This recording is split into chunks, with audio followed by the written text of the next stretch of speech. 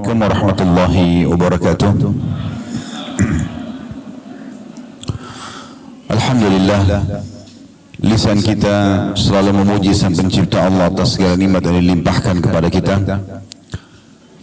dan juga nikmat terbesar tentunya Islam dan iman, di mana dengan Islam dan iman kita jadi mengenal Tuhan kita Allah, dan juga dengan mengenalnya tentu kita akan selalu patuh mengerjakan perintahnya dan meninggalkan larangannya. Ujung-ujungnya akan mendatangkan kebahagiaan dunia dan juga balasan sempurna di surga nanti di akhirat.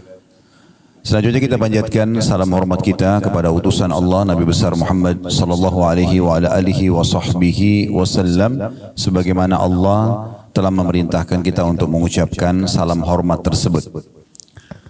Tentu tanpa mengurangi penghormatan kepada seluruh pengurus Dewan Dakwah mungkin, dan mungkin bagian divisi haji ya, atau siapapun yang menjadi penyebab acara ini. Jazakumullah khairan karena sudah memberikan kesempatan kami untuk hadir di sini, dan tentu saya duduk di sini bukan karena lebih tahu dan lebih pintar daripada Bapak Ibu sekalian, tetapi kita menjalankan firman Allah Subhanahu wa taala, fadzakir fa inna dzikra tanfa'ul mu'minin. Saling memberikan peringatan karena peringatan itu sangat bermanfaat bagi orang-orang beriman. Juga menjalankan sabda Nabi SAW, ad-dinun nasihah. Agama ini isinya semuanya nasihat. Baik, beberapa menit ke depan semoga Allah berkahi. Saya ingin mengajak Bapak Ibu sekalian kita menyadari kembali tujuan kita ada di sini. Maksud saya adalah di muka bumi ini. Pernah nggak Bapak Ibu sekalian kita duduk sejenak kemudian kita merenung, kira-kira kenapa saya ada di sini? Apa semua rahasianya? Kenapa ibu saya yang ini? Kenapa ayah saya yang itu? Kenapa saya lahir dari suku ini? Kenapa saya berada di wilayah ini? Kenapa sistem ini semuanya ada? Kenapa ada pagi, ada siang, ada sore, ada malam? Dengan begitu rapinya perputaran itu, terbitnya matahari, kemudian terbenamnya matahari. Begitu juga dengan pergantian siang malam, pergantian musim. Semua di sekitar kita ada tumbuh-tumbuhan dengan beragam macam jenisnya. Ada hewan-hewan juga dengan beragam macam jenisnya. Dengan semua memiliki karakter-karakter tersendiri. Dan segala macam hal. Bahkan di diri kita sendiri, sungguh terdapat keajaiban yang luar biasa. Siapa yang telah menata kedua mata kita seperti ini? Kenapa bukan 3 mata misalnya? Kenapa tangan 2, jari setiap tangan memiliki 5 jari. Begitu juga kita memiliki 2 kaki, dan seluruh perangkat yang ada di tubuh kita ini yang luar biasa, di mana manusia ini hanya memilih dan menikmati, tidak lebih daripada itu. Di saat Bapak Ibu lapar, maka kita hanya memilih pengen makan apa, yang gurih, yang manis. Di saat kita haus juga tinggal memilih, setelah itu kita menikmatinya. Lewat makanan dan minuman tersebut, ukuran sepertiga jari kita saja di tenggorokan kita sudah tidak pernah ada ikut campur lagi di makanan dan minuman tersebut. Yang mana komposisi zat besinya dan intinya menjadi nutrisi buat tubuh itu akan diserap dengan sebuah sistem raksasa dalam tubuh kita. Kemudian yang tidak dibutuhkan akan menjadi kotoran yang harus kita keluarkan, juga tertata dengan sistem yang rapi. Jadi semua ini, apa tadi yang kami sampaikan itu memberikan jawaban kepada kita kalau kita ini punya Tuhan. Ada yang mengatur semua ini. Dan jawaban atas pertanyaan saya tadi, apa kira-kira tujuan kita ada di sini? Allah telah kekalkan dalam Al-Quran sebagai Tuhan yang menciptakan kita dalam surah Az-Zariyat, surah nomor 51 ayat 56. Ayat yang masyhur, wa ma khalaqtul jinna wal insa illa liya'budun. Aku tidak ciptakan jin dan manusia kecuali untuk menyembahku, patuh kepadaku. Jadi kalau ada yang bertanya, apakah memang saya diciptakan untuk sholat? Jawabannya iya. Apakah saya diciptakan untuk puasa? Iya. Baca Quran, jenguk orang sakit, bakti sama orang tua, berzikir, berdoa. Memang itu tujuannya. Tidak ada tujuan lain. Jadi Bapak Ibu tidak usah repot-repot cari tujuan lain. Selain daripada mengabdi kepada Allah, bukan tujuan hidup kita. Hanya sia-sia saja. Jadi kalau orang banyak membuang waktu dalam kelalaian selain ketaatan kepada Allah Subhanahu wa taala, menghabiskan waktu misalnya pada hal-hal yang sia-sia walaupun sifatnya mubah, kalau terlalu banyak juga di sana, maka akan sia-sia dan orang akan menyesal. Dalam sebuah hadis riwayat Al-Baihaqi, Nabi SAW menyebutkan nanti ahli surga pun pada saat masuk ke dalam surga akan menyesali waktu-waktu yang mereka lalui selama di dunia yang mereka lalaikan dari ketaatan. Sudah pasti masuk surga, udah dapat fasilitas di sana, tapi mereka masih menyesali kenapa masih ada waktu dulu di dunia digunakan selain daripada pengabdian kepada Allah. Mengabdi kepada Allah ini indah sekali. Mengabdi kepada Tuhan indah sekali. Salat itu kalau tidak ada kenikmatannya tidak akan dijaga oleh orang-orang yang memang menikmati salat itu. Sebagaimana juga maksiat ada kenikmatannya, tetapi kedua kenikmatan ini tidak akan pernah bisa disatukan. Tidak akan pernah bisa disatukan. Kalau orang sudah menikmati sholat, dia sudah komitmen menjaga setiap azan dia sholat misalnya, dia jaga 5 waktu sholat itu, maka pasti kenikmatan lawannya yaitu meninggalkan sholat akan hilang dari dia. Bahkan dia akan mengatakan, kenapa orang itu enggak sholat ya, sayang benar. Begitu juga sebaliknya, kalau orang meninggalkan sholat yang merupakan maksiat kepada Allah, maka kenikmatan sholatnya akan hilang. Oleh karena itu Bapak Ibu sekalian, kita harus betul-betul kembali kepada tujuan utama kita diciptakan dan kemudian kita mengejar apa yang Allah janjikan sepanjang hidup kita. Itu target dalam kehidupan. Mulai sekarang ke depannya tidak lagi kelalaian yang kita lakukan. Semuanya kita harus tahu detik demi detik ini bermakna atau tidak. Sebagian ulama salaf itu sampai Bapak Ibu sekalian kalau mereka masuk ke WC, mereka menyuruh anak mereka untuk membaca kitab di depan pintu WC agar dia tidak sia-sia. Karena di WC nggak bisa berzikir, tapi dia tidak mau ada detik-detik masa hidupnya yang lewat tanpa ada ibadahnya. Yang penting dia dengar ilmu supaya ada faedahnya. Sampai seperti itu. Apalagi kalau mereka sedang tidak di WC, mereka akan terus tersibukkan dari ilmu ke ilmu. Mungkin nama Imam Nawawi rahimahullah tidak asing buat kita. Beliau meninggal di umur 39 tahun. Belum 40 tahun sudah meninggal. Tapi siapa yang tidak kenal karya Imam Nawawi rahimahullah? Beliau dalam satu hari belajar di 13 guru dengan membahas 13 kitab yang berbeda. Artinya kalau Bapak Ibu hadir di pengajian seperti ini 1 jam misalnya, itu berarti satu tema. Imam Nawawi satu hari 13 kitab di 13 guru yang berbeda. Jadi dari pagi sampai malam sibuk dengan ilmu. Tidak ada waktu untuk hal-hal yang selain tujuan hidupnya. Belajar agama supaya dia tahu panduan hidupnya, kemudian dia mengerjakan apa yang diperintahkan dan meninggalkan apa yang dilarang. Itu orang yang memahami tentang masalah tujuan hidupnya.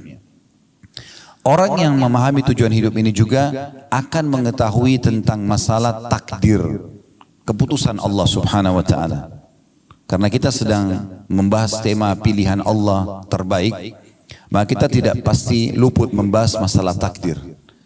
Tolong digarisbawahi Bapak Ibu sekalian, Allah Subhanahu wa taala tidak menentukan takdir buruk. Semua takdir Allah itu baik. Semua takdir Allah baik. Allah menentukan semuanya dengan hikmahnya. Jadi cara memahaminya adalah semua Allah catatkan baik walaupun itu buruk di mata seorang hamba. Misal contoh, Bapak Ibu rasa setiap hari lapar kan? Rasa haus, rasa capek. Siapa di antara kita yang tidak pernah sakit misalnya? Tapi mungkin di mata manusia itu tidak enak. Karena kalau ditanya apakah Anda mau lapar, Anda akan katakan tidak. Mau haus, Anda akan katakan tidak. Mau capek, Anda katakan tidak. Tetapi kalau kita lihat dengan kacamata agama, secara spiritual atau secara keimanan, maka kita akan faham ternyata semua itu dengan takdir yang luar biasa dari Allah Subhanahu wa taala baik. Karena dengan lapar akan nikmat seseorang itu makan. Dengan haus akan nikmat seseorang itu minum. Dengan capek akan nikmat seseorang itu istirahat. Coba bayangkan Bapak Ibu sekalian kalau kita sudah kenyang, habis makan 2 piring makanan misalnya, sudah sangat kenyang, lalu ditawarkan lagi ayam goreng, kambing bakar, masih mau makan kira-kira? Enggak. Tapi kalau kita lagi lapar, walaupun nasi sama sambal sama tempe saja lahap sekali makannya. Tapi orang sering memandang dengan mata dia, lapar itu jelek. Padahal sebenarnya itu adalah takdir Allah yang sangat baik. Karena dengan lapar nikmat kita makan. Begitu juga dengan haus. Kalau Bapak Ibu lagi tidak haus, lalu bertamu ke rumah orang, lalu ditanya, mau minum apa Pak? Mau minum apa Bu? Apa ya? Kita masih punya pilihan. Tapi kalau orang haus, saya pengen minum air es misalnya. Air dingin. Kita menikmati sekali pada saat kita minum air es tersebut misalnya. Contoh yang lain juga pada saat Bapak Ibu misalnya dari pagi sampai malam tidur terus. Mulai dari habis subuh misalnya udah tidur, cuma bangun sholat duhur tidur lagi, sholat asar tidur lagi, maghrib. Terus malam Bapak Ibu disuruh tidur lagi. Kira-kira bisa tidur gak? Enggak kan? Baik, kalau Bapak Ibu sudah aktivitas dari pagi, sangat letih, maksimal waktunya sampai malam. Begitu malam kita ngantuk, tidur, walaupun cuma sejam, 2 jam nikmatnya luar biasa. Berarti capek itu perangkat untuk menikmati tidur itu. Karena orang kalau tidak capek, nggak lelap tidurnya. Banyak orang menganggap capek itu tidak baik. Sakit misalnya. Siapa di antara kita yang tidak pernah flu, demam, keselio, semua orang merasakan. Kalau Bapak Ibu sendirian yang rasakan, mungkin Anda bisa anggap itu sebuah azab. Tapi kan semua orang rasakan. Ada di sini jemaah sekalian yang belum pernah flu. Saya mau kasih mikrofon untuk sampaikan pengalamannya kalau selama hidup nggak pernah flu, nggak pernah demam. Baik, mungkin itu sudah umum. Ada nggak di sini yang belum pernah digibah oleh orang? Selama hidup nggak pernah digosipin, nggak pernah difitnah. Ada? Kalau ada, tolong naik ke sini sampaikan pengalamannya. Artinya itu standar kan? Semua orang merasakan. Lalu apa hikmahnya? Kenapa harus ada ujian ini? Supaya kita tahu nikmatnya lawannya. Misalnya kalau sakit kita tahu nikmatnya sehat. Di saat kita lagi meriang, hikmah Allah Subhanahu wa taala sebagai takdir yang baik di situ. Kalau kita lagi sakit meriang, di depan kita ada orang yang sehat lagi minum air es, air dingin. Kita akan mengatakan enak benar ya pada saat kita sehat. Jadi kita bisa menilai itu. Karena manusia kalau tidak dikasih rambu-rambu seperti ini, dia akan lost control. Dia akan lupakan semua nikmat ini. Maka ujian-ujian yang datang justru untuk mendatangkan penilaian positif terhadap nikmat Allah yang sedang Allah berikan kepada kita. Ini poin yang harus kita ketahui teman-teman sekalian. Dan cukup banyak pendapat-pendapat ulama, dalil-dalil yang berhubungan dengan masalah ini. Kalau takdir Allah itu semuanya baik. Di antaranya sabda Nabi SAW yang masyhur hadis riwayat Muslim, ajaban li amri mu'min, sungguh mengagumkan perkaranya orang-orang beriman.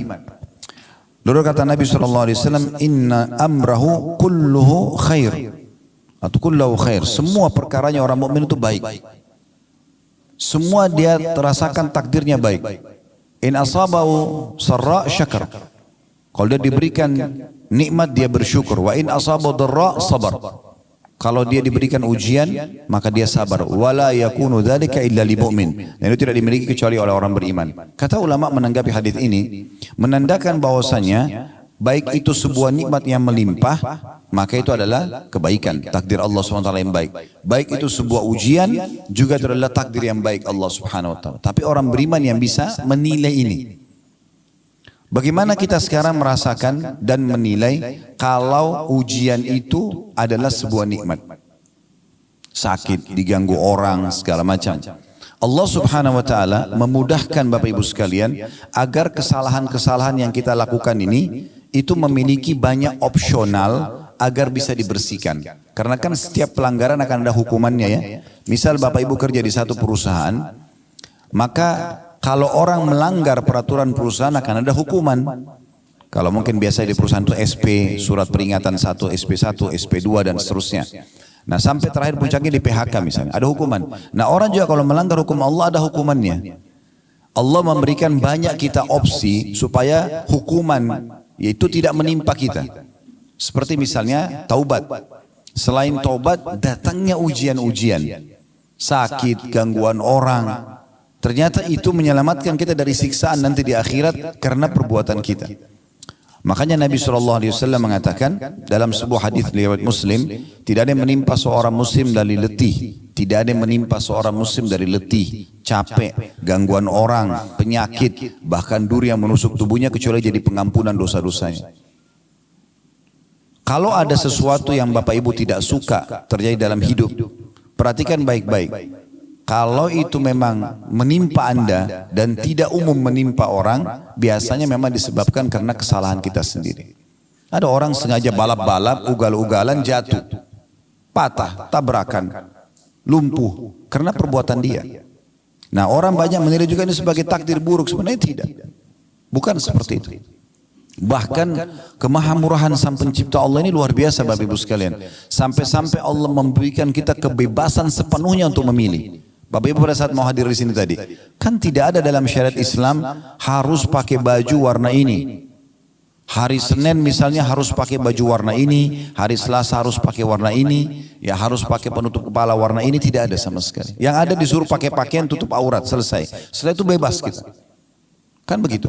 Dan terlalu banyak khiyarat atau pilihan-pilihan yang Allah berikan kepada kita, termasuk dalam memilih makanan, memilih minuman, memilih tempat kerja, memilih pasangan hidup, semua di tangan kita. Di saat seseorang mau menikah misalnya, Allah hanya mudahkan dia memiliki pilihan 1, 2, 3, 4, 5, lalu dia yang tentukan, saya mau nikah sama si A. Ada perusahaan A, B, C, dia mau kerja, dia tinggal tentukan, saya mau kerja di perusahaan B misalnya. Semua diberikan kesempatan. Bahkan lebih besar daripada itu, untuk beriman ataupun kafir kepada Allah, Allah mengatakan faman syaa'a falyu'min wa man syaa'a falyakfur. Siapa mau beriman silahkan, maka dia akan dapat semua apa yang dijanjikan untuk orang beriman. Kebahagiaan di dunia dan juga balasan sempurna di akhirat. Wa man syaa'a falyakfur. Siapa yang mau berkufur silahkan saja. Nanti teman-teman sekalian, orang-orang kafir yang masuk ke dalam neraka itu masuk ke dalam neraka dalam kondisi meyakini keadilan Allah Subhanahu wa taala. Karena yang membuat mereka masuk pilihan mereka sendiri. Begitu luar biasanya Allah berikan kebebasan kita untuk memilih. Tinggal bagaimana kita menentukan jalan kita masing-masing. Banyak pendapat ulama tentang masalah ini, diantaranya adalah pendapat Syekh Utsaimin rahimahullah, salah satu ulama di Saudi yang sudah meninggal. Beliau mengatakan kurang lebih terjemahnya, takdir itu tidak ada yang buruk. Takdir tidak ada yang buruk. Yang buruk hanyalah yang ditakdirkan atau al-makdur. Artinya makhluk yang merasakannya jelek. Tapi Allah tidak menentukan yang jelek itu. Takdir jika dilihat dari perbuatan Allah, semua takdir itu adalah baik. Sebagaimana disebutkan dalam sebuah hadis, kejelekan tidak disandarkan kepadamu ya Allah. Jadi ada potongan doa teman-teman sekalian, itu disebutkan dalam riwayat Muslim, ya, bahwasanya wasyarru laisa ilaik. Keburukan tidak akan pernah disandarkan kepadamu ya Allah. Itu Nabi SAW sering baca dalam sholat beliau. Ya.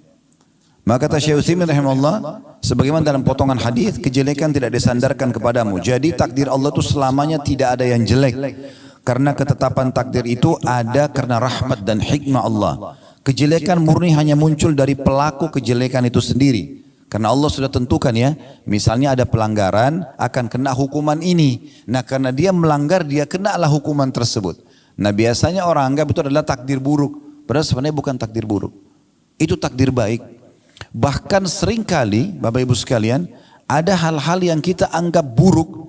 Ya, padahal sebenarnya itu bentuk kasih sayang Allah kepada seorang hamba. Nanti akan saya berikan contoh dalam masalah itu. Saya selesaikan dulu apa yang dikatakan oleh Syekh Utsaimin rahimahullah. Kata beliau, jadi kejelekan itu murni hanya muncul dari pelaku kejelekan. Sedangkan Allah itu hanya berbuat baik selama-lamanya. Ini beliau jelaskan dalam syarah hadis Arba'in Nawawi beliau di halaman 88.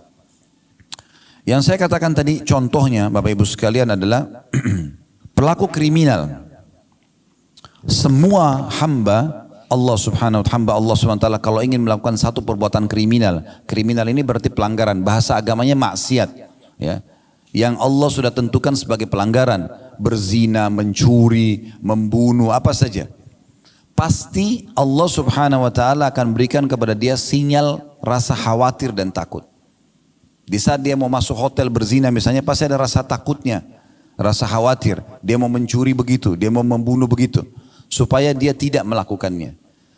Dan Allah maha tahu, kalau dibiarkan dia melakukan, maka ada konsekuensi hukuman. Allah akan datangkan hukuman karena pelanggarannya itu. Maka Allah berhentikan dia dengan rasa takut itu. Tapi kalau tetap saja dia lakukan, tetap dia masuk ke dalam kamar hotel. Tetap saja dia masuk ke kamar hotel, tetap dia berzina misalnya. Maka Allah datangkan peringatan yang lainnya. Peringatan yang lain itu adalah seperti misalnya ada orang yang melihat dia. Supaya dia merasa malu. Kalau dia tidak mau juga tahu itu, tetap diulangi terus perbuatannya, peringatan lebih besar datang. Sampai pada tingkat ada orang yang terjadi gempa, rubuh hotel tersebut, ditemukan jenazahnya lagi dalam kondisi tidak berpakaian. Allah permalukan. Itu pun semuanya dengan hikmah Allah Subhanahu wa taala. Karena kalau dibiarkan akan lebih berat hukumannya nanti di akhirat.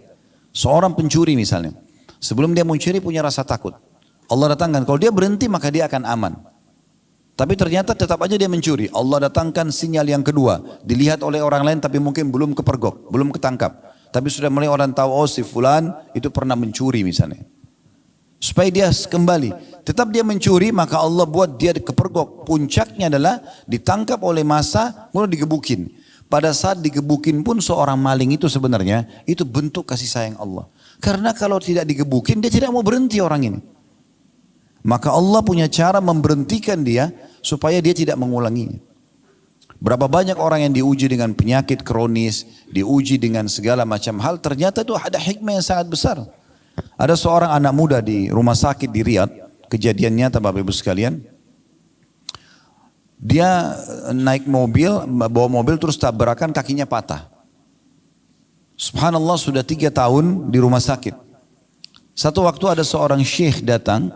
Syekh ini selalu setiap hari bolak-balik ke rumah sakit, pindah dari rumah sakit ke rumah sakit hanya untuk pamit kepada pemimpin kepala rumah sakit untuk diizinkan keliling kamar-kamar pasien. Dia hanya minta satu kamar pasien setengah menit, 1 menit. Hanya menyabarkan mereka, mendoakan mereka lalu dia pergi untuk mendapatkan pahala menjenguk orang sakit itu. Subhanallah, dia masuk kamar anak muda ini, kakinya masih digip, ya, pakai semen dan digantung. Sudah 3 tahun. Maka Syekh ini pun mengatakan, sabarlah, semoga jadi pembersihan dosamu, dinasehatin. Tapi dari semua pasien anak muda ini beda sendiri. Dia mengatakan begini, Syekh, jazakallah khair, semoga Allah balas anda dengan kebaikan atas jenguk ini, kejenguk ini, yang mendatangi menjenguk saya, dan juga doa-doa anda. Tapi perlu anda tahu, saya malah bersyukur sama Allah dengan musibah ini. Kata Syekh, kok bisa? Kamu kan tabrakan, kakimu patah, sudah 3 tahun di rumah sakit. Dia bilang, Syekh, saya dulu ini termasuk anak muda yang lalai, malas sekali ibadah. Nggak pernah sholat, ugal-ugalan. Itu sampai saya kejadian tabrakan itu, karena ugal-ugalan. Selalu jauh dari agama Allah. Waktu awal saya tabrakan dan kaki saya patah dimasukkan ke rumah sakit ini, saya marah sekali. Tidak bisa menerima keputusan Allah. Saya terus saja berkeluh kesah. Tapi karena memang dasarnya kaki saya patah, saya nggak bisa buat apa-apa. Dokter pun nggak bisa buat apa-apa. Sampai akhirnya saya pun mulai merenung, mulai berpikir, sampai pada puncak saya merasakan ini adalah bentuk kasih sayang Allah. Karena kalau saya tidak diginikan, saya memang tidak mau berhenti dulu ugal-ugalan. Balap-balap, ganggu orang, mabuk-mabukan, ganggu, buat banyak kesalahan. Maka dia pun, ya mungkin Bapak Ibu maaf kalau mengatakan bagaimana bisa di Saudi ada orang mabuk. Itu mungkin ada juga orang jual beli transaksi narkotika, ada orang ditangkap lalu dihukum oleh pemerintah, ada terjadi itu di sana. Yang jelas dia bilang, dan sekarang setelah saya bisa menerima takdir Allah itu, karena saya punya banyak waktu di kamar rumah sakit ini, maka saya pun bisa leluasa ibadah. Sekarang saya beritakan berita gembira Syekh, saya nggak pernah tinggalkan sholat 5 waktu, on time. Yang kedua, saya sekarang hafal 30 juz Al-Quran. Di atas ranjang ini saya hafal 30 juz Al-Quran. Karena saya banyak waktu, hanya saya mulai baca Quran, saya mulai hafal, dan sekarang saya hafal Quran. Dan saya bersyukur dengan Allah atas ujian ini. Subhanallah, semua penuh dengan hikmah. Ada kisah yang lain, seorang dosen di Ummul Qura, Dr. Muhammad, beliau menceritakan dalam salah satu ceramahnya, saya hanya menukil ini tentang bagaimana kita memahami keputusan Allah itu luar biasa. Sangat baik sebenarnya. Tapi tinggal bagaimana makhluk ini kita sebagai hamba berhusnudzon, bersangka baik kepada Allah, walaupun buruk di mata kita. Beliau menceritakan tentang seorang sahabatnya melamar seorang wanita. Setelah sepakat, sudah cocok semuanya, ditentukan hari pernikahan. Subhanallah, 2 minggu sebelum acara pernikahan, tiba-tiba saja tanpa sebab apa-apa, pihak perempuan, si anak perempuannya membatalkan pernikahan. Dan dia mohon-mohon sama orang tuanya, tolong batalkan pernikahannya, saya tidak mau nikah sama laki-laki ini. Maka si laki-laki ini bingung, apa sebabnya? Dia coba konfirmasi, karena ini sudah deal, sudah oke, tanggal sekian akan menikah. 2 minggu lagi akan ada acara, undangan sudah disebarluaskan. Ini gimana memahaminya, ini bagaimana cara menanggapi masalah ini?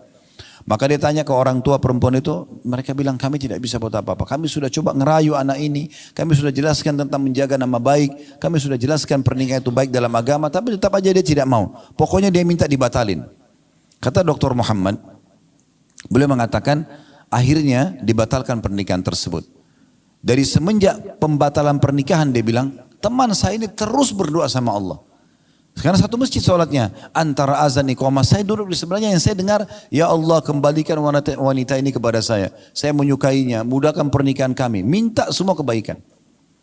Dia bilang saking seringnya berdoa ini, antara azan dan iqamah, kalau lagi ketemu misalnya sholat malam sama-sama, dia berdoa lagi sama, kalau apa saja kesempatan ibadah dia selalu berdoa, minta khusus untuk kembali wanita itu suka sama dia dan mau menikah.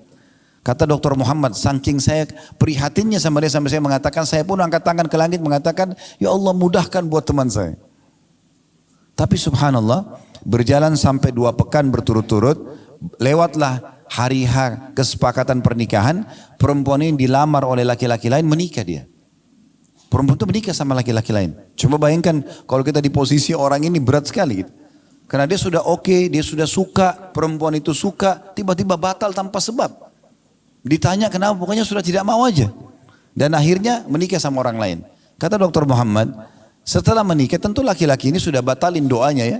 Karena kita tidak boleh minta orang cerai sama suaminya. Gitu kan. Tidak boleh juga tidak ada juga poliandri dalam Islam.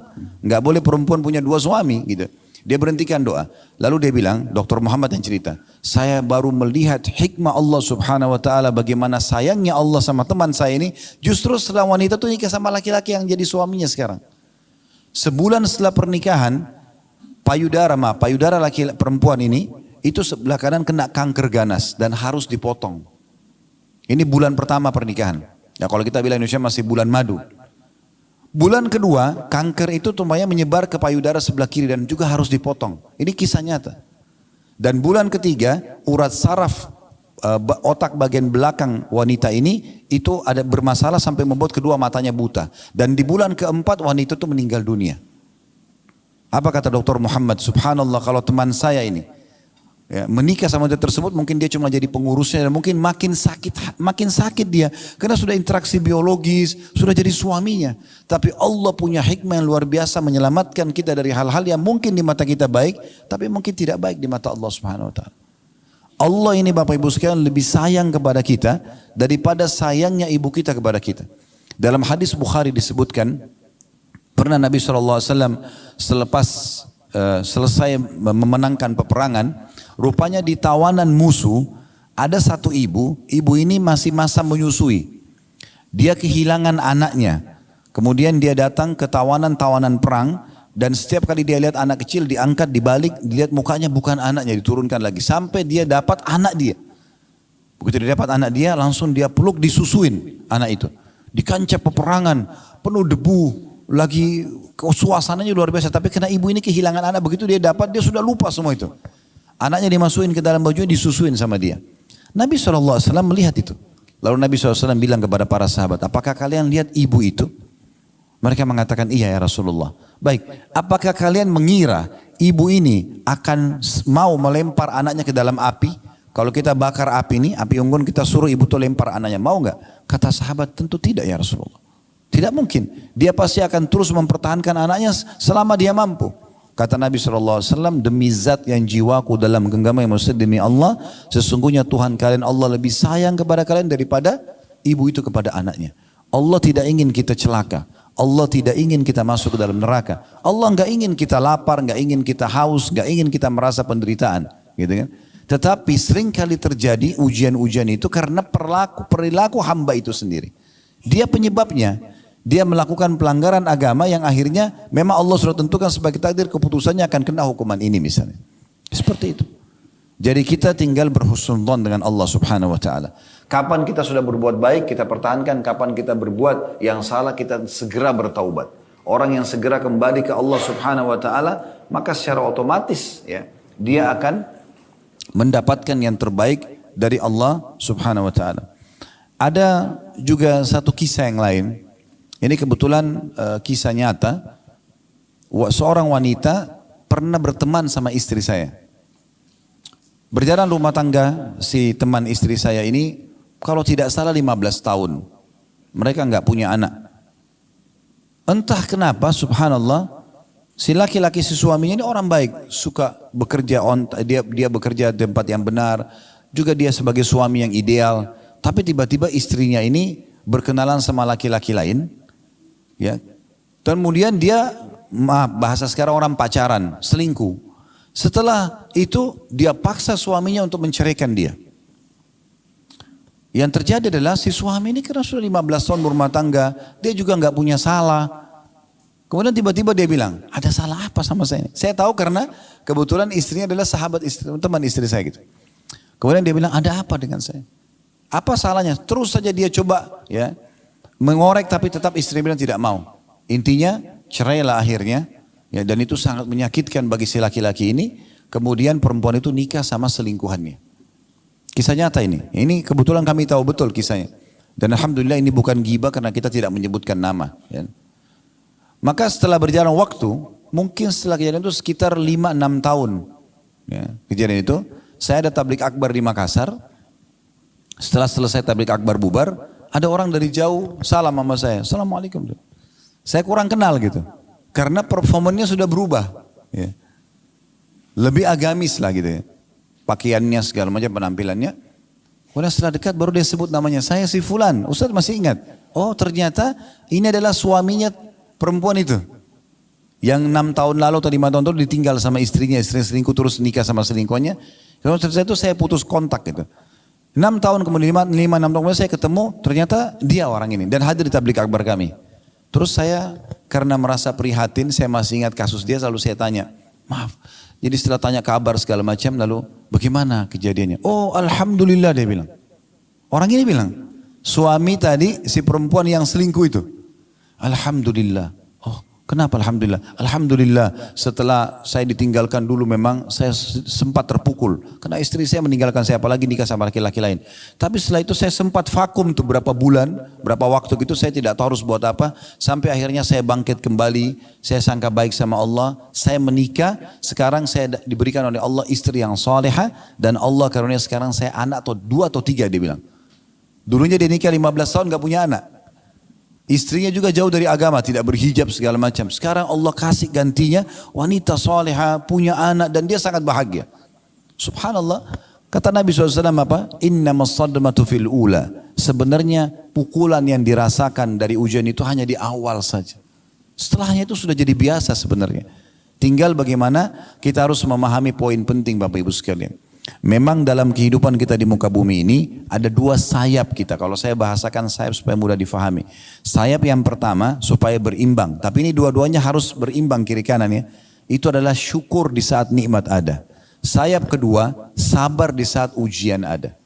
Ini 2 sayap tidak boleh berpisah. Dan dua-duanya ini dengan hikmah Allah SWT. Semua takdirnya Allah baik di situ. Kalau nikmat sedang melimpah, supaya nikmat itu terus bertahan, makan, minum, apa saja kesehatan, keturunan, alhamdulillah kita syukuri. Nah kalau ujian datang, kita sabari. Sabar apa maksudnya? Bukan duduk manis elus dada, tidak. Sabar dalam Islam adalah menerima takdir Allah, kemudian ikhtiar mencari jalan keluar. Contohnya supaya mudah difahami. Kalau Bapak Ibu bangun tidur pagi hari flu, tadi malam tidur nggak sakit nggak apa. Tapi tiba-tiba kita bangun meriang, flu, batuk, tanpa sebab. Di sini perangkatnya adalah sabar. Apa itu sabar? Oh, Allah sedang menguji saya. Terima dulu itu. Ujian diterima dulu. Kemudian ikhtiar, minum obat, ke dokter, minum minuman hangat.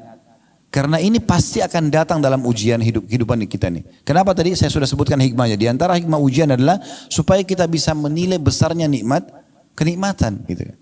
Dan juga supaya kita tahu kita punya Tuhan Allah Subhanahu wa taala yang di saat nikmat melimpah kita syukur, di saat kita sedang ada musibah atau cobaan kita sedang bergantung dan lebih dekat kepadanya. Kadang-kadang teman-teman sekalian mungkin pernah alami dalam kehidupan kita, pasti semua kita pernah alami, di saat ujian sedang datang, kita bisa meneteskan air mata kepada Allah. Sujud, menangis, ya Allah berikan jalan keluar, ya Allah begini dan begitu. Mungkin di saat sedang musibah itu sudah diangkat oleh Allah, sudah enggak lagi kita mau nangis susah. Itu mahal sekali itu. Saya pernah subhanallah punya pengalaman pribadi di waktu kami mau buka restoran pertama kali di Kalibata City. Sekarang sudah pindah ke Condet. Waktu itu beberapa tahun yang lalu, mungkin sekitar 10 tahun yang lalu, sempat kami bekerja sama satu developer untuk coba bagaimana nih mendesain segala macam. Lama sekali nggak dikerja-kerjain. Berbulan-bulan, sementara sewa berjalan, ini belum selesai-selesai. Coba saya ganti orang lain, yang satu, yang kedua, sampai hanya ketemu alhamdulillah dengan orang yang ketiga kalau nggak salah, itu yang menyelesaikan proyek itu. Tapi subhanallah, di saat itu sedang datang, saya coba nikmati saja. Walaupun kita memang merasa berat, tapi saya coba nikmati saja, kemudian saya coba ikhtiar, menerima dulu keputusan Allah ini. Satu waktu saya ada khutbah Jumat di Otista, di kampus statistik waktu itu, saya datang lebih cepat, sekitar jam 11-an sudah datang, kebetulan saya juga belum sholat duha. Saya masuk ke belakang mimbar, kemudian saya sholat di situ. Tahiyat masjid, sholat duha, sambil saya juga berkeluh kesah kepada Allah Subhanahu Wa Taala. Satu lagi sujud, minta dimudahkan urusan ini. Rupanya antara mimbar sama dinding masjid itu ada celah kecil. Di situ rupanya ada satu jemaah masjid. Beliau rambutnya sudah putih, terus kemudian melihat tempat itu, celah itu, lalu dia lihat saya rupanya. Saya tidak tahu. Selepas saya sholat, saya keluar dari tempat itu menuju ke depan mimbar, nunggu waktu sholat Jumat untuk naik ke mimbarnya. Terus bapak ini datang kepada saya, setelah salam terus dia bilang, Ustadz, Ustadz sudah pernah susun belum doa-doa? Karena saya kalau biasa khutbah Jumat, kalau di khutbah kedua, waktu itu saya sering baca semua doa yang dimulai dengan Rabbana, Rabbana. Dan diambil dari ayat Al-Quran. Ini pernah nggak Ustadz susun? Saya bilang, saya belum susun. Insya Allah satu waktu nanti Pak. Gitu. Terus dia tanya sama saya gitu, tiba-tiba dia bilang, Ustadz, tadi saya lihat dari celah antara mimbar sama tiang ini, Ustadz tadi sujud lama benar. Berdoa apa Ustadz? Saya bilang, saya lagi berkeluh kesah sama Allah Pak. Jadi ada satu pekerjaan yang belum selesai, bagi saya minta pertolongan sama Allah. Dia bilang, terus dia bahasan sama saya, dia ambil pegang rambutnya. Dia bilang, Ustadz, saya sampai rambut saya memutih seperti ini. Karena seluruh kepalanya putih Bapak itu, subhanallah, sudah berumur. Dia bilang, saya sampai rambut saya putih seperti ini, belum pernah saya rasakan nikmatnya sujud seperti itu. Saya berharap saya bisa sujud seperti itu. Subhanallah, saya langsung muhasabah, introspeksi diri, saya mengatakan, bagaimana Allah sayang dengan saya, mendatangkan ujian tersebut supaya saya bisa nikmati sujud itu. Mungkin tidak akan dinikmati kalau memang tidak ada ujian. Bahkan orang sholat buru-buru, karena merasa semuanya nikmat sedang melimpah pada dia. Teman-teman sekalian, Allah sangat menyukai kalau ujian sedang ada, datang kepada kita, kita menerimanya. Dan kemudian kita bersyukur kepada Allah Subhanahu Wa Taala atas ujian tersebut dengan cara kita berusaha meningkatkan skill kita dengan cara mencari solusinya. Karena salah satu hikmah ujian adalah kita belajar untuk bisa lebih menguasai sesuatu yang akhirnya menambah pengalaman hidup kita. Karena kalau kita tidak punya pengalaman hidup juga kita jadi vakum dalam kehidupan ini. Itu salah satu juga hikmah daripada ujian tersebut. Baik, kita kembali ke masalah tadi. Nabi SAW mengingatkan perkara orang mukmin, kalau diberikan nikmat dia bersyukur, kalau diberikan ujian dia bersabar, gitu kan? Dan ini harus berimbang Bapak Ibu sekalian. Jangan sampai nikmat ada, Bapak Ibu bersyukur. Lagi sehat, lagi ada makanan, ada rezeki, ada pekerjaan, alhamdulillah. Tapi begitu ujian datang, keluh kesah. Ini enggak berimbang hidupnya nanti. Kemudian juga ada orang sebaliknya, kalau ada ujian datang, kayak dia masih miskin misalnya hidupnya, dia bisa terima. Tapi begitu Allah bukain pintu rezeki, dia enggak bersyukur. Ini enggak berimbang. Harus berimbang keduanya. Dan pasti akan datang ujian dalam hidup kita, dan itu bagaimana kita tinggal bersangka baik sama Allah, menjadikan sebagai momentum untuk belajar dan dapat pengalaman lebih baik lagi. Nabi Muhammad SAW juga diuji. Bahkan Nabi SAW dalam hadis Bukhari pernah dijenguk oleh seorang sahabat. Beliau lagi demam, saking panasnya tubuh beliau, sampai panasnya tembus di selimut itu. Sahabat ini pegang sambil mengatakan, ya Rasulullah, sesungguhnya anda ditimpa demam yang tidak normal nih. Luar biasa ini. Kata Nabi SAW, iya, aku diuji oleh Allah 2 kali lipat dari ujian kalian. Artinya kalau demamnya kita maksimal 40, mungkin Nabi bisa 80 derajat, itu panas sekali. Ini Nabi nih, kekasih Allah tapi diuji begitu. Lalu apa kata sahabat ini? Langsung berpikiran sangka baik. Sahabatnya mengatakan, ya Rasulullah, kalau begitu apakah berarti anda juga dapat double pahala? Kata Nabi SAW, iya tentunya. Karena sesungguhnya besarnya kadar balasan pahala sesuai dengan besarnya kadar balas ujian. Atau besarnya ujian seseorang hamba. Lalu sahabatnya bertanya, ya Rasulullah, siapa orang yang paling berat ujiannya? Kata Nabi SAW, para nabi-nabi. Kemudian datang orang-orang yang mendekati iman mereka dengan nabi-nabi dan terus begitu. Dalam riwayat lain, siapa yang kuat agamanya, ujiannya akan lebih berat. Dan begitu terus orang diuji sampai sesuai dengan kadar kekuatan imannya. Di poin ini Bapak Ibu sekalian, saya berharap jangan menilai negatifnya. Jangan bilang kalau begitu, saya tidak usah menjadi orang yang kuat imannya karena ujiannya berat. Ini bukan begitu memahaminya. Ujiannya maksudnya adalah di saat ada dua orang yang sedang diuji, misalnya tadi contoh Nabi SAW demam. Kalau orang yang sangat kuat imannya, dia diuji misalnya demamnya, misal 2 hari, orang yang ringan imannya, mungkin diuji 2 hari atau 3 hari demam sembuh. Mungkin orang yang kuat imannya jadi 1 minggu diujinya. Tapi itu juga tujuannya untuk memberikan pahala lebih besar kepada dia. Jadi ujian bukan ujian yang di luar orang-orang umumnya, tapi ujian yang sama cuma mungkin waktunya lebih panjang. Karena hadis ini seperti itu menyebutkan Nabi SAW demam, tapi lebih demam daripada orang-orang sebelumnya. Ada derajat-derajat di surga Bapak Ibu sekalian tidak bisa didapatkan kecuali dengan ujian. Oleh karena itu orang beriman diuji oleh Allah Subhanahu wa taala. Dan ingatlah Nabi SAW itu Bapak Ibu sekalian tidak pernah berkeluh kesah dalam ujian Allah Subhanahu wa taala. Meninggal istri beliau Khadijah di masa-masa dakwah lagi membutuhkan Khadijah di saat itu di Mekah. Ya, meninggal dari 7 orang anak Nabi SAW, 6 orang meninggal di masa hidup beliau. Bayangkan kita punya 7 anak, 6-nya meninggal di masa hidup beliau. 3 anak laki-laki semua meninggal masih bayi. Qasim, Abdullah dan Ibrahim. Qasim dan Abdullah dari Khadijah, Ibrahim dari Maria. Kemudian 4 anak perempuan beliau, 3 meninggal di masa hidupnya. Ya, Ruqayyah, Ummu Kalthum dan Zainab meninggal di masa hidup Nabi SAW. Nanti Fatimah saja satu-satunya anak beliau yang meninggal 1 tahun setelah meninggalnya Nabi SAW. Tapi meninggal 7 anaknya di masa hidup beliau. Bagaimana pamannya sendiri Abu Lahab sekaligus besannya menyuruh menceraikan anak Nabi SAW yang kemudian juga dia menjadi musuh utama, paman kandungnya, ya, dan seterusnya. Paman yang dicintai Abu Talib menolong dakwah, tapi setelah hidupnya tidak mau mengucapkan syahadat sampai Nabi SAW sedih. Dan sekian banyak ujian semasa hidup, lagi sujud di depan Ka'bah dilemparin kotoran, ya beliau sabar, diganggu dikatakan penyihir, dukun, penyamun, pendusta, beliau biasa saja. Begitu juga di Madinah, ujian-ujian dari orang munafik. Setiap kali Nabi SAW sampaikan sebuah peraturan agama, orang munafik mengatakan Muhammad ini ngawur, Muhammad ini gini dan seterusnya. Jadi banyak sekali ujian dalam hidup Nabi SAW. Dia diuji oleh Allah SWT. Tapi tujuannya untuk memberikan derajat yang tinggi nanti di surga. Ya. Kadang-kadang juga Allah Subhanahu Wa Taala memberikan ujian Bapak Ibu sekalian itu untuk memberikan yang terbaik buat kita.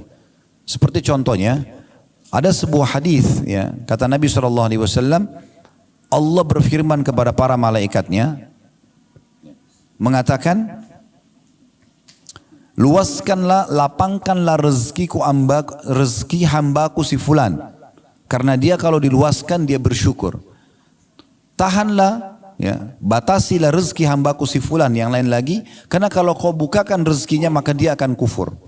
Saya tutup dengan sebuah kisah. Seorang teman saya, sahabat dekat saya dulu, sudah meninggal rahimahullah. Beliau tinggal di salah satu kota di Indonesia ini. Subhanallah, kami berteman dari masih bujang dulu sampai setelah berumah tangga, semua sudah punya anak, semua punya pekerjaan. Tapi rata-rata teman-teman yang saya kenal, semua sudah Allah bukakan pintu rezeki. Tapi satu teman saya ini tetap dalam kondisi yang sama. Kondisi yang sama, sampai hidupnya kalau setiap hari pun mau makan itu harus mencari, kadang-kadang dibantu oleh orang, jadi agak susah gitu. Satu waktu saya pernah tablik akbar di kota beliau, kemudian kami sama-sama setelah tablik akbar mau ke kota yang lainnya, tapi lewat darat, sekitar 1,5 jam, 1 jam naik mobil. Di tengah jalan sambil ngobrol, dia bilang sama saya mau ikut ke sana. Oke, silakan. Di tengah jalan kami sambil ngobrol, bernostalgia dulu pada saat masih bujang, kami sama-sama di Madinah dulu, beliau kerja, saya kuliah. Kemudian setelah itu, sampai satu waktu lagi jalan, ada satu mobil ugal-ugalan, balap-balap gitu, dan melewati mobil kami, dan saking kencangnya mobil itu sampai membuat mobil kami goyang gitu. Pada saat itu subhanallah, saya pertama kali selama saya berteman sama teman saya ini mendengar ucapan itu. Dia tiba-tiba mencaci maki mobil itu, mencaci maki pemilik mobil itu dan seterusnya, dan dia marah-marah gitu. Minta supaya mobil itu dikejar lah.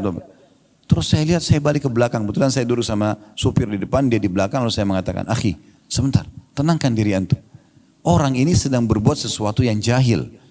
Tidak usah kita ikut-ikutan marah, tidak perlu. Itu urusan dia melakukan pelanggaran. Jangan kita balas keburukan dengan keburukan. Tapi subhanallah saya tiba-tiba berpikir, pada saat itu kami cuma naik mobil sewa. Bukan mobil pribadi. Saya berpikir subhanallah, orang ini masih baru naik mobil sewa, sudah bisa caci maki orang lain. Bagaimana kalau dia pakai mobil pribadi gitu? Maka Allah biarkan dalam kondisinya supaya dia tetap dalam ketakwaannya. Itu demi kebaikannya. Allahu a'lam. Jadi Bapak Ibu sekalian, kesimpulannya adalah bagaimana kita selalu bersangka baik kepada Allah subhanahu wa ta'ala. Allah tidak menentukan takdir kecuali kebaikan, tinggal bagaimana kita mengambil hikmahnya. Kalau kita sedang diberikan nikmat bersyukur, diberikan ujian kita bersabar, tetap dengan sangka baik. Sebagai penutup, hadis Nabi SAW atau riwayat dari Nabi SAW, beliau kalau sedang melimpah nikmat, beliau mengucapkan alhamdulillahilladzi bi ni'matihi tatimmus shalihat. Segala puji bagi Allah yang dengan izinnya semua kebaikan tersempurnakan. Itu kalau ada nikmat. Kalau sedang ada ujian, Nabi SAW mengatakan alhamdulillahi ala kulli hal. Segala puji bagi Allah dalam setiap keadaan. Musibah sedang datang, Nabi mengatakan alhamdulillah ala kulli hal. Semua dengan bersangka baik kepada Allah subhanahu wa ta'ala. Jadikan momentum justru kalau kita diuji oleh Allah subhanahu wa ta'ala untuk lebih dekat kepadanya. Allahu a'lam. Kita berharap Allah subhanahu wa ta'ala memberkahi majlis kita ini. Allah jadikan sebagai tambahan ilmu yang bermanfaat dan juga dijadikan sebagai tambahan amal kita pada hari kiamat. Semoga semua yang hadir dalam acara offline ini ataupun juga online dipenuhi semua hajat-hajatnya, dimaafkan kesalahannya, disembuhkan penyakitnya, diluaskan rezekinya, diberkahi sisa umurnya semua di atas ketaatan, serta dimaafkan seluruh kesalahan masa lalu dan ditutupi semua aib-aibnya, serta semoga Allah subhanahu wa ta'ala menyatukan kita semua di surga firdausnya tanpa hisab. Semoga disatukan dalam majlis ilmu yang mulia ini.